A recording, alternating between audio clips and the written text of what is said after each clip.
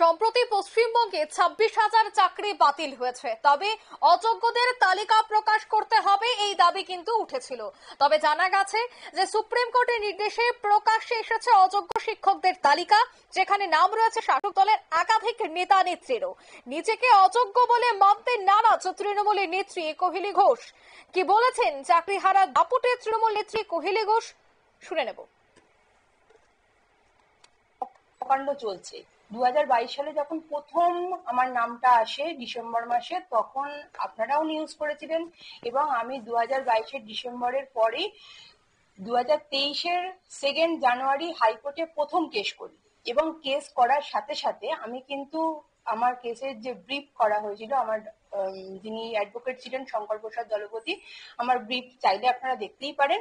সেখানে পরিষ্কার উল্লেখ ছিল যে আমি আমি প্রাইমারি টিচার ছিলাম, আমি প্রাইমারিতে রেজিগনেশন দিয়ে আমি নতুন চাকরি 9-10-এ জয়েন করেছিলাম।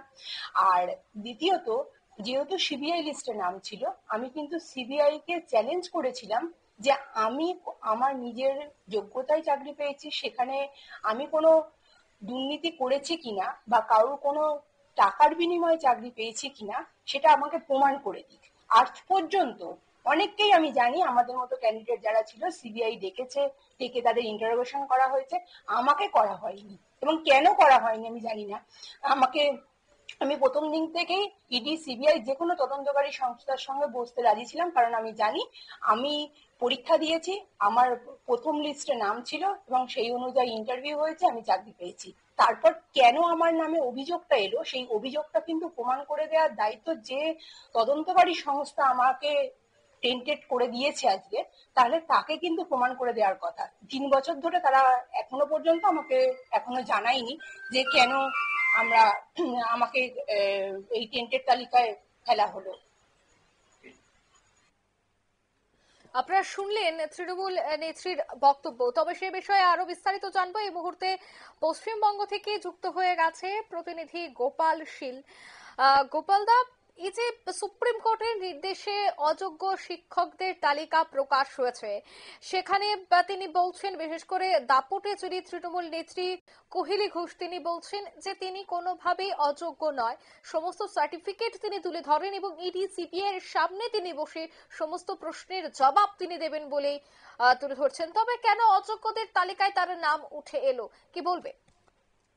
দেখো, তোমাকে বলে রাখি, অনেক টালবাহানা কেটেছে, শেষ পর্যন্ত শিক্ষা দপ্তর রাজি হয়েছে অযোগ্যদের লিস্ট দিতে উচ্চ আদালতের কথায়।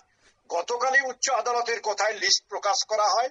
লিস্ট প্রকাশে তৃণমূলের এক নেত্রী নয়, রাজ্যের বিভিন্ন প্রান্তের বিভিন্ন স্কুলের নেতা নেত্রীদের নাম ইতিমধ্যে উঠে এসেছে, যারা শাসক দলের বিভিন্ন পদ হোল্ড করছে। আবার অর্থাৎ স্কুলে পড়াবার নামে ছাত্রছাত্রীদের শিক্ষা ব্যবস্থার বর্তমান যা পরিস্থিতি রয়েছে, স্কুলে যায় না, এটা বিরোধীদের অভিযোগ, কেবলমাত্র তারা থাকে। কিন্তু আশ্চর্যের বিষয়, তুমি একটা জিনিস দেখো, এ যেন পশ্চিমবঙ্গে কেঁচো খুঁড়তে কেউটের অবস্থা। অর্থাৎ রাজ্য সরকার শিক্ষা দপ্তর প্রকাশ করলো অযোগ্যদের নাম, সেখানে একাধিক তৃণমূল নেতা নেত্রীদের নাম জড়িয়ে রয়েছে। দক্ষিণ 24 পরগনা জেলার কোহেলি ঘোষ, অর্থাৎ রাজপুর সোনারপুর পৌরসভার 18 নম্বর ওয়ার্ডে তিনি 3 বারের কাউন্সিলর, একবার নয়, তিনবার, অর্থাৎ 5-3-এ 15 বছর চলছে রানিং। সেই কোহেলি ঘোষ আগে প্রাইমারি স্কুলে চাকরি করতেন, কি যোগ্যতা হলো, যোগ্যতার বলে তিনি হাই স্কুলে আবার চাকরি পেলেন, এটা নিয়ে প্রশ্ন নানা রকম উঠেছিল।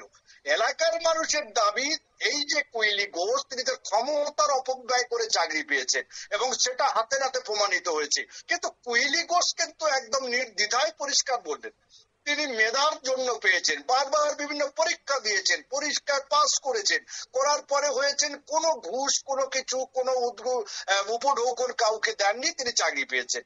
আশ্চর্যের বিষয়। তাহলে কি এটাই প্রশ্ন বিরোধীরা করছে, তাহলে রাজ্য সরকারের এসএসসি দপ্তর থেকে যেটা ঘোষণা করা হলো কিংবা যাদের কপি দেওয়া হলো, নাম তালিকা দেওয়া হলো, সেটা কি ভুল? তাহলে কোনটা সত্যি, সেটা কিন্তু উঠছে প্রশ্ন। একদমই, ধন্যবাদ।